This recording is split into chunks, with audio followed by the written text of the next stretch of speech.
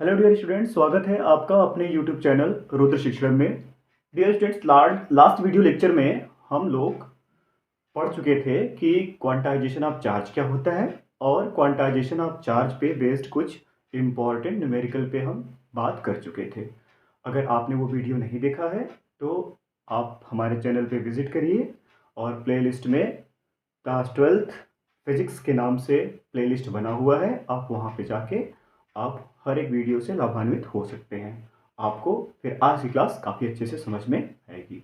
देर ना करते हुए स्टार्ट करते हैं हम आज का महत्वपूर्ण टॉपिक, जिसका नाम है कूलॉम का नियम। ये इस चैप्टर का सबसे महत्वपूर्ण टॉपिक है। एग्जाम की दृष्टि से यहाँ से क्वेश्चन 100% तय है कि क्वेश्चन यहाँ से बनता है।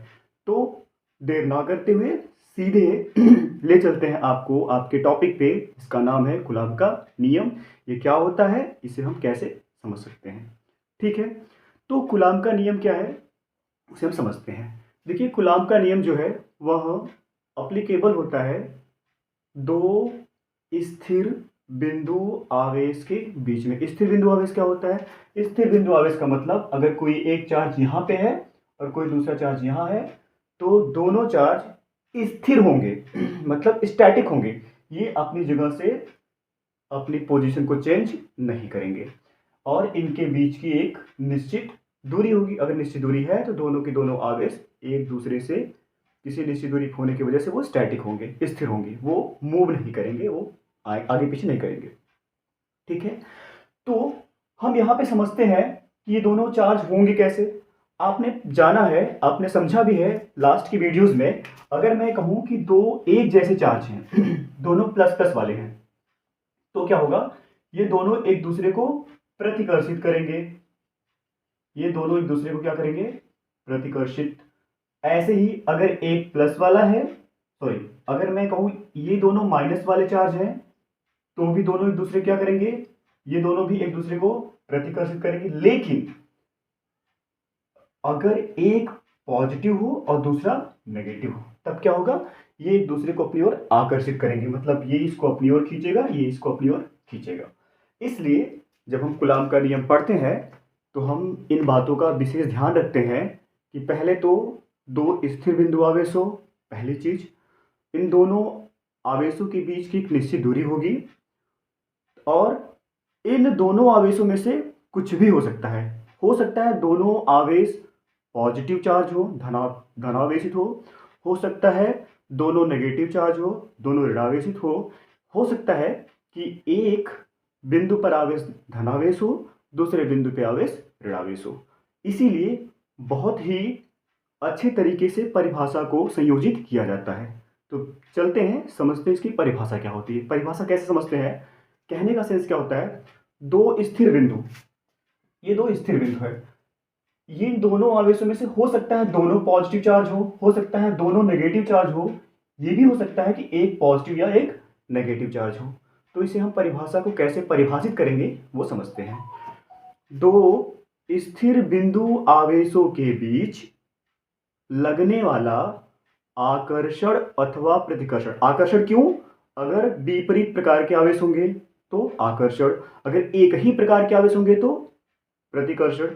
इसलिए दो स्थिर बिंदु आवेशों के बीच लगने वाला आकर्षण अथवा प्रतिकर्षण बल दोनों आवेशों के मात्राओं के गुणनफल के अनुक्रमानुपाती, अर्थात जो दोनों आवेशों के बीच बल कार्य करेगा वो जो बल होगा इन दोनों आवेशों के गुणनफल के अनुक्रमानुपाती होगा और इन दोनों आवेशों के बीच की जो दूरी है उस दूरी के वर्ग के व्युत्क्रमानुपाती होगा। इन दोनों स्टेटमेंट को हम इक्वेशन से समझने की कोशिश करते हैं। देखते हैं, पहले एक बार परिभाषा समझ लेते हैं। दो स्थिर बिंदु मतलब ये दोनों बिंदु कैसे हैं? स्थिर बिंदु है। दो स्थिर बिंदु आवेशों के बीच लगने वाला आकर्षण अथवा प्रतिकर्षण बल। अब देखिए, अगर दोनों एक ही जैसा चार्ज होगा, एक ही जैसा आवेश होगा तो प्रतिकर्षण, अगर विपरीत होगा तो आकर्षण। इसीलिए दोनों बात लिखा गया है कि दो स्थिर बिंदु आवेशों के बीच लगने वाला आकर्षण अथवा प्रतिकर्षण बल दोनों आवेशों की मात्राओं के गुणनफल के अनुक्रमानुपाती। पहली स्टेटमेंट क्या है कि जो बल लगेगा वो बल क्या होगा? दोनों आवेश, ये आवेश Q1 और ये आवेश Q2 दोनों के गुणनफल के मात्राओं के अनुक्रमानुपाती।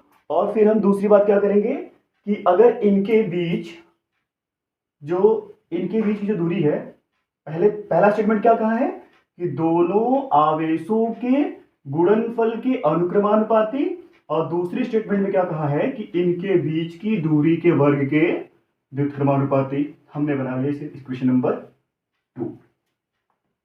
दो स्टेटमेंट हो गया। और अगर हम इन दोनों समीकरण को एक साथ लिखना चाहें, ऐसे लिख सकते हैं, समीकरण 1 व समीकरण 2 से हम क्या लिख सकते हैं, F proportional Q1 into Q2 upon R square. आप जानते हैं बहुत अच्छी तरीके से कि जब भी यह प्रोपोर्शनलिटी हटती है तो एक कांस्टेंट साइन आती है, एक कांस्टेंट आता है जिसे हम बोलते हैं प्रोपोर्शनलिटी कांस्टेंट। यहाँ कोलंबियन कांस्टेंट होगा, तो हमने यहाँ लिखा F is equal to K Q1 Q2 upon R square, जहाँ K क्या है, K क्या है, एक नियतांक है, एक समानुपाती नियतांक है।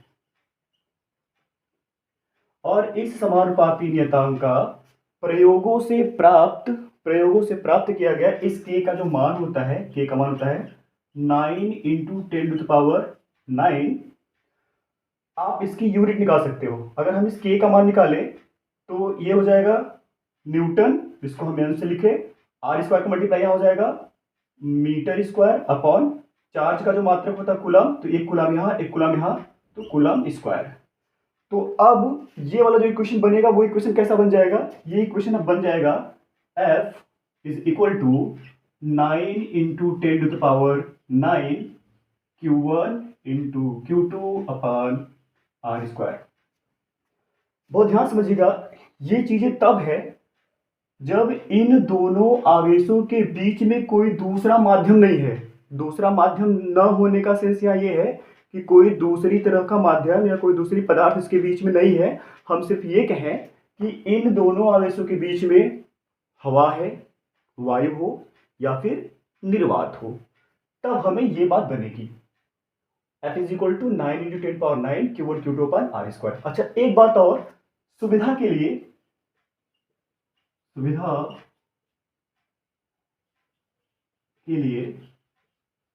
अगर हम इसकी बात करें तो ये जो वैल्यू है इसको हम लिखते हैं 1/4πε0, जिसकी वैल्यू होती है 9 इंटू 10⁹।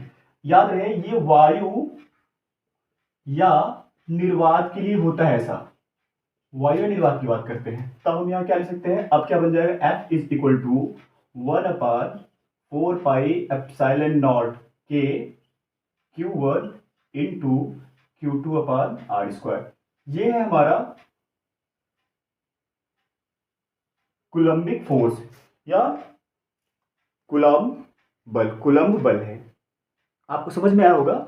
एक बार पूरी बात फिर समझ लेते हैं। क्या कह रहा है कि दो स्थिर बिंदु आवेशों के बीच लगने वाला आकर्षण अथवा प्रतिकर्षण बल दोनों आवेशों की मात्राओं के गुणनफल के अनुक्रमानुपाती तथा इनके बीच की दूरी के वर्ग के व्युत्क्रमानुपाती। अगर दोनों समीकरण को एक साथ हम अगर लेते हैं तो Q1 Q2 upon R square होता है। जब ये प्रोपोर्शनलिटी हटेगा तो एक कांस्टेंट आएगा, इसके को हम क्या बोलते हैं, समानुपाती नियतांक बोलते हैं। इसका मान क्या होता है, प्रयोगों से प्राप्त, इसका मान हम यहाँ लिख दे रहे हैं, ये प्रयोगों से प्राप्त है, ये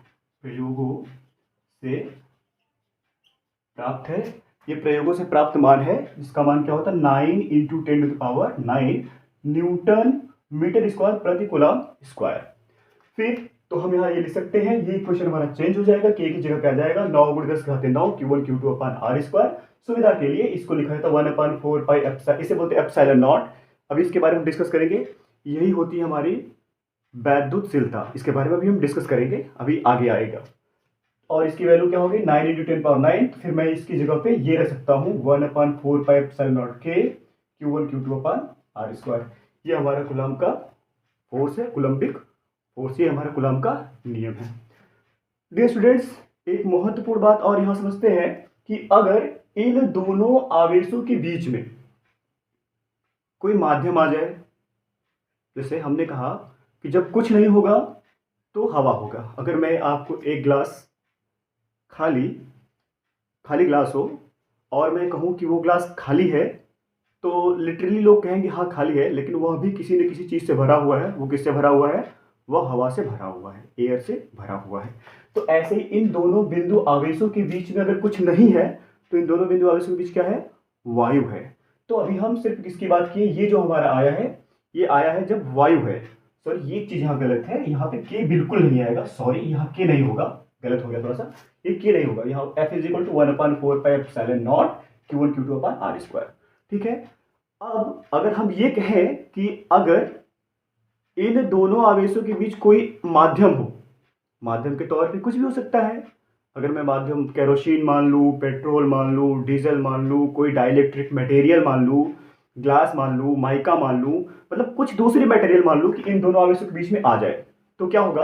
आप खुद सोच सकते हैं कि अगर इन दोनों आवेशों के बीच अगर हम कोई कोई पदार्थ रख दे, तो इनके बीच जो बल लगेगा, उस बल का मान थोड़ा सा वीक हो जाएगा, कमजोर हो जाएगा। तो उसकी वजह से क्या होगा? यहां बनती है एक परावैद्युतांक। एक शब्द आती है कि परावैद्युतांक। मान लिया हमने इन दोनों आवेशों के बीच में एक माध्यम लिया और उस माध्यम का परावैद्युतांक क्या होता है? के होता है। मैंने मान लिया कि एक नई बात आई जिसको हमने क्या बोला? परावैद्युतांक। के क्या? यहां पे मैं परावैद्युतांक बोल रहा हूं। और किसका परावैद्युतांक? किसी माध्यम का। किसी माध्यम का क्या मतलब हो सकता है? किसी माध्यम का मतलब ये हो सकता है कि इन दोनों आवेशों के बीच में हमने कोई एक माध्यम रखा। मैंने बोला आप ग्लास रख लो, आप माइका रख लो, कोई भी डाइलेक्ट्रिक मटेरियल रख लो, ठीक है। तो उसकी वजह से इनके बीच जो बल लग रहा था, उस बल के मान में थोड़ी कमी आएगी। क्या होगा? इसे छोड़ो, परावैद्युतांक होता है, उसे हम क्या बोलते हैं समझते हैं। ये क्या होती है? के जो होती है परावैद्युतांक, ये के अलग था, ये समानुपाती नियतांक था, और ये के अलग है। इस के को बोलते हैं परावैद्युतांक, किसी माध्यम का परावैद्युतांक। ये क्या होती है? ये होती है कि जिस माध्यम को आप यहां रखोगे, जिस माध्यम को आप इन दोनों आवेशों के बीच में रखोगे, उस माध्यम की वैद्युशीलता और इसका अनुपात किसके साथ? हवा और निर्वात के वैद्युशीलता का अनुपात होता है। ये एप्सिलॉन क्या है? ये एप्सिलॉन जो है ये वैद्युशीलता है। जिन माध्यम को इन दोनों आवेशों के बीच में आप रखेंगे, ये उसकी वैद्युशीलता है, और ये एप्सिलॉन नॉट क्या है? हवा और निर्वात की वैद्युशीलता। तो आप सोचिए, अगर आप इसका मल्टीप्लाई कर दोगे यहां पे, एप्सिलॉन नॉट इंटू के की वैल्यू क्या आई? एप्सिलॉन। लेकिन ये कब लिखेंगे आप? ये तब लिखेंगे, एक लाइन में बढ़ाता हूं ये भी साइड से। ये कब लिखेंगे? हम तब लिखेंगे जब हम बोलेंगे कि दोनों आवेशों के बीच अगर कोई माध्यम रखा हो। ठीक है, हम उसको लिख के समझाते हैं। देखिए आप समझ जाएंगे। क्या है? मैंने कहा कि अगर इन दोनों आवेशों के बीच में कोई ऐसा माध्यम रख दिया जाए और जिस माध्यम का परावैद्युतांक क्या हो? के हो। तो मैंने लिखा यदि दोनों आवेशों के बीच कोई के परावैद्युतांक वाला माध्यम हो, अगर के परावैद्युतांक वाला माध्यम होगा, तो उसकी जो वैद्युशीलता होगी, उसकी वैद्युशीलता यहां लिख रहा हूं, उसकी वैद्युतशीलता क्या होगा? एप्सिलॉन। फिर क्या बन जाएगा? देखिए, फिर तब तब F का मान क्या आएगा? 1/4 पाई। अब इस जिस माध्यम को आपने रखा है वो क्या है? यहाँ पे उसकी वैद्युशीलता एप्सिलॉन है। तो आप यहां लिखें 4 पाई, यहां पे epsilon into Q1 into Q2 upon R square. Dear students, हमने यहाँ एप्सिलॉन का मान निकाल दिया है। एप्सिलॉन का मान कैसे निकला? यहाँ पे पहले परावैद्युतांक क्या होती है, परावैद्युतांक किसे कहते हैं वो समझ लेते हैं। परावैद्युतांक क्या होती है? जब हम दोनों आवेशों के बीच कोई माध्यम रखते हैं, तो उसकी वैद्युशीलता तथा वायु और निर्वात की वैद्युशीलता के अनुपात को कहते हैं। तो अगर हम यहाँ से ये एप्सिलॉन निकालें तो क्या हो जाएगा? एप्सिलॉन नॉट के, यहाँ मैं लिख सकता हूँ, लिखूंगा F is equal to 1/4 pi epsilon naught के Q1 Q2 upon R square. और आप समझ सकते हैं ये जो बल है, इस बल का मात्रक क्या होगा? न्यूटन। तो स्टूडेंट्स, मुझे उम्मीद है, आशा करता हूं कि आपको आज का कूलम्ब का नियम बहुत अच्छी तरीके से समझ में आया होगा। हमने पूरी तरीके से कोशिश किया है कि आपको बहुत अच्छे समझ में आए, हर एक चीज़ों को मैंने समझाने की पूरी कोशिश की है। और आपको अगर नहीं समझ में आया तो आप वीडियोस को 1-2 बार पॉज़ करके देखने की कोशिश करिए। साथ ही साथ नोट्स बनाएँगे तो आपको समझ में आ जाएगा। और हाँ, नोट्स बनाने की कोई आवश्यकता अभी नहीं है। मैं जैसे ही आपका ये टॉपिक खत्म होगा, मतलब जैसे ही आपके इस चैप्टर के टॉपिक्स खत्म हो जाएँगे, मैं टेलीग्राम के चैनल पे आपको पूरा प्रॉपर नोट्स शेयर कर दूँगा। तो आपको घबराने की ज़रूरत नहीं है। आप हमसे बने रहें और हर एक लेक्चर को ज्वाइन करिए, समझिए, अपने दोस्तों तक साझा करिए। आपको बहुत ही इससे फ़ायदा मिलेगा। ठीक है? तब तक के लिए हम आपसे इजाज़त लेते हैं। खुश रहें, मस्त रहें। और एक बात और, अभी से आप जुड़े रहेंगे, हर एक टॉपिक को क्रमबद्ध तरीके से समझते चलेंगे, तो आपको निकट भविष्य में आपको कोई समस्या नहीं होगी, आपके लिए कोई बर्डन नहीं होगा। जब आपको कोई बर्डन नहीं होगा, तो आपको फिज़िक्स वाक़ई में आसान लगेगा। फिज़िक्स वाक़ई में आसान है और फिज़िक्स को हम पूरी तरीके से अच्छे तरीके से फ़ील कर सकते हैं। ठीक है? Thank you so much. खुश रहें, मस्त रहें। हमें इजाज़त दें।